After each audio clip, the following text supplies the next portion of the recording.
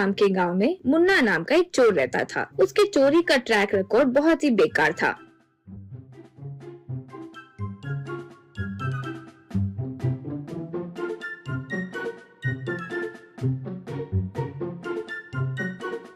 दस चोरी करता तो कम से कम 9 घरों में पकड़ा जाता और खूब मार खाता था। फिर आखिर में जेल आ जाता था।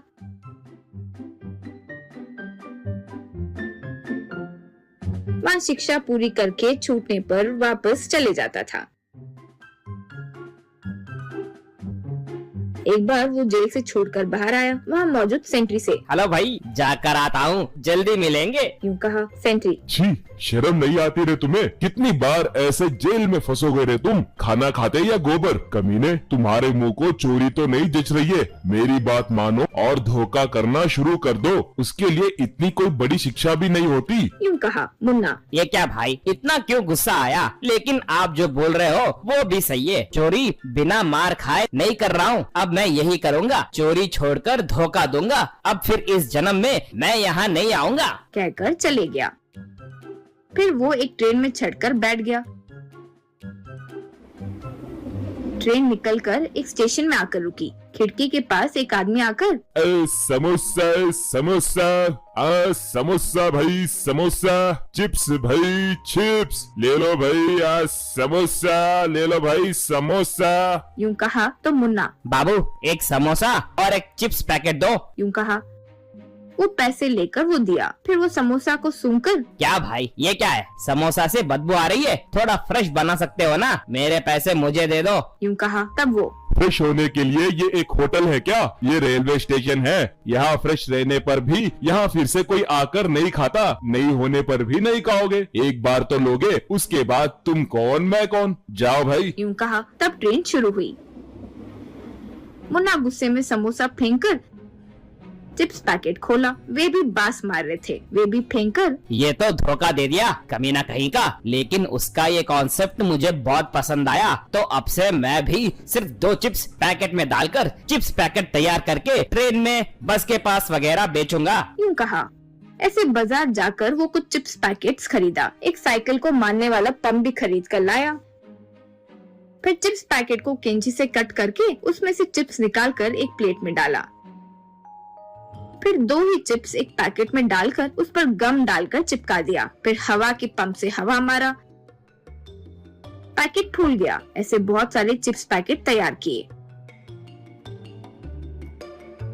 फिर वो रेलवे स्टेशन के पास आकर ट्रेन खिड़की के पास घूमते हुए, चिप्स भाई चिप्स ले लो, चिप्स ले लो भाई, चिप्स चिप्स, हवा चिप्स, ताजा ताजा हवा चिप्स, यूं पुकार रहा था। तब एक आदमी पैसे देकर, हवा चिप्स बोल रहे हो? वो क्या है भाई? कोई नई कंपनी है क्या? मुन्ना। नहीं सर, हवा चिप्स यानी ये खरीदते ही पैकेट खोलकर नहीं खाना चाहिए, तब वो स्वादिष्ट नहीं होते हैं। वही अगर ट्रेन चलते हुए खोले तो हवा आती है ना, तब उस हवा में बहुत स्वादिष्ट होता है, इसलिए हवा चिप्स कह रहा हूँ। यूं कहा। वो मान गया। वो सुनकर और कुछ लोग उससे चिप्स खरीदकर ट्रेन जाने के बाद सब लोग, अब हवा अच्छे से आ रही है, कहकर पैकेट्स ओपन किए। उसमें देखे कि सिर्फ 2 ही चिप्स थे। इससे वे लोग सर पकड़ लिए।